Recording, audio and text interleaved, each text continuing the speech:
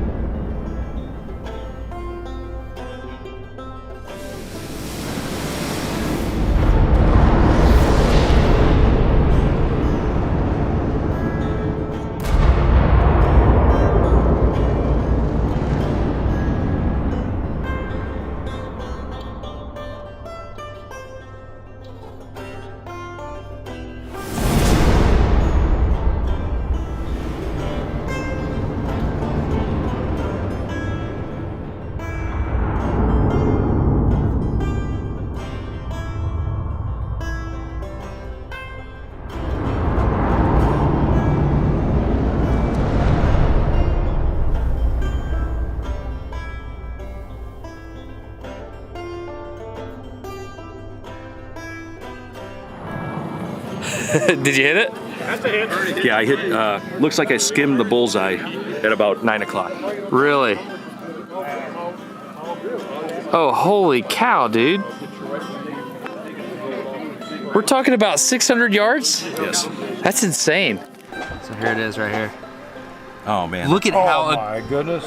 look at how aggressive that rotation is. Wow. Each one of those lands represents 60 degrees of rotation. So what we can do is we can go back and we figure out where one is in polar coordinates, and then as it rotates, we can actually calculate the roll rate and the distance, and we can calculate the distance or the muzzle velocity based on the length of the round itself. Whitworth was an engineer. He developed a lot of machining, unique machining abilities, you know, to make flat planes, to measure to millionth of an inch. Those were all original things that Whitworth engineered. A millionth of an inch. To show how this might work, let's look at this. So let's say we have a lever here, and we have 10 inches here, and we have 1 inch here to where we put like a pencil or something like that. So if we move this thing 10 inches up top, we get 1 inch of movement down here. But what if we add another lever to this, exactly like that one? It's got a 10 inch fulcrum distance there. 1 inch of movement. Down here in the middle, that's 100 thousandths of an inch of movement. Down here at the bottom, it's barely even moving. That's 10 thousandths of an inch. We have to zoom in so you can even see it. Okay, it's one thing to understand these principles. It's quite another to actually incorporate them into the machinery of the day. That's the magic of what Whitworth did. And to explain how he did it, I'm going to kick it over to a buddy of mine named Will. He has a YouTube channel called Machine Thinking. He actually went to the UK and shows exactly what Whitworth did to kick precision manufacturing into high gear. Thanks, Destin. Though it does seem incredible, Whitworth did make a machine that could measure down to a millionth of an inch. To make a machine this accurate and precise, he did something amazing. His machine had a micrometer screw with 20 threads per inch which acted on the workpiece, then had a worm wheel with 200 teeth on the end of that shaft. In turn, the shaft had a dial divided 250 times, so 20 times 200 times 250 gives you a resolution of 1 millionth of an inch. Whitworth was able to show even a momentary human touch on the workpiece was detectable by this machine. Now this was before the times of environmentally controlled rooms, so I'm certain he was unable to get those same measurements day to day, but it does show he was able to measure to accuracies far beyond what anyone else was doing at the time. In fact, Whitworth is credited for introducing the thou, or 1/1000th of an inch of measurement, and he could easily and regularly work to that kind of precision or beyond. But you can't make a machine measuring close to millionths of an inch from just anywhere. There's a whole chain of important precursors to make something like that, and Whitworth helped invent or improve those as well, probably the most important being the surface plate. The surface plate is simply a piece of cast iron, or later granite, which is incredibly flat and serves as your reference for all precision. Whitworth helped popularize a method for making surface plates by scraping and lapping 3 pieces of cast iron together. The only plane that is common between 3 or more surfaces has to be one that is practically perfectly flat, and it's from those flat surface plates that Whitworth could transfer that precision into other tools or machines, like his millionth of an inch machine, or cannons or rifles, and was able to help the world make precision a commodity like it is today. All the precision and accuracy in the world can be traced back to flat plates like the one that Whitworth made. It's not initially intuitive, but even those precise hexagonal bores have their origins back in Whitworth's machines and tools, which got their precision and accuracy from his surface plates. The amazing accuracy of his cannons and rifles are just the end product of a very long chain of precision. But Whitworth didn't keep all of this technology to himself. He eventually founded his own company, and he made precision machine tools for the industries that were starting to boom thanks to this new level of precision. Whenever you have new kinds of precision and accuracy available to manufacturers, it enables new kinds of things to be made, and products start to get cheaper. If you're ever eating a fresh strawberry in New York City in January, you have Whitworth partly to thank for that. Whitworth's company made some of the absolute finest machine tools you could buy, including lathes, planers, drill presses, shapers, slotters, and more, which gave precision manufacturing a huge kick. Whitworth died a wealthy man, and for his enormous accomplishments was given a title by the crown, but perhaps his biggest legacy was for another kind of machine he made, a screw-cutting machine that he sold all over Britain. What that machine did, and the implications of it are amazing. If you want to learn more about precision manufacturing, go check out Will's channel, Machine Thinking. Think about how important this stuff is. He's got some more videos coming about Whitworth and precision manufacturing, but this is important. Like, Whitworth was the first person to standardize threaded fasteners, like threads per inch. He did that. It's called the British Standard Whitworth. Imagine going to a bolt bin here and trying to get a bolt, but nothing is standardized. He fixed that back in the 1840s. So do me a favor and look around you and see what's within arm's reach. If there's something something made by humans around you, chances are there's a threaded fastener in it. So leave a comment down in the video as to what that thing is. Chances are it's a small fine thread machine screw, if I had to guess. Leave a comment and bonus points if you can name exactly what thread it is. Another thing you'll find in the basement, genealogy, things like that from the family, but I'm gonna give you the modern, precise way. What's that? Oh, yeah. 23andMe. I would argue that there is a new helix study going on that's trying to help the world, and that is DNA. DNA, as you know, is a double helix.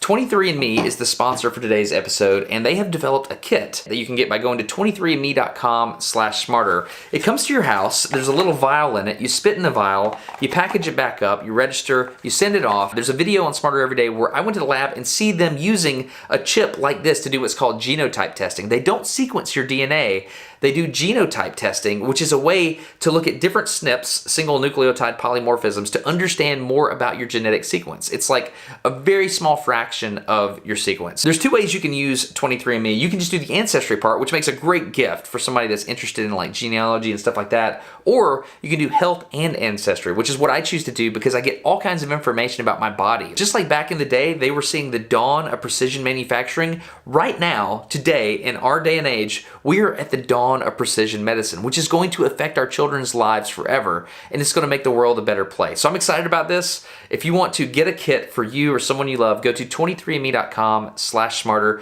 Get a kit, makes a really good gift, and learn more about your body. You went to Alabama, right? Absolutely. Roll Tide. Roll Tide. But dude, every time I see you, you're over here sticking things in your barrel. What's up with that? Well, I have the luxury of cleaning the floor to an immaculate state, which helps with accuracy in an actual war situation. Dude's proud of his gun. That's what this is. Proud of your gun. That's exactly what's going on. That's right. This is your baby, isn't it? It's like wax in my Corvette. It's called the Whitworth 3-plate method. I did not know that. I mean, I knew the 3-plate method, but I didn't know Whitworth did it. So Whitworth is like your hero. Yeah. Yeah, he is.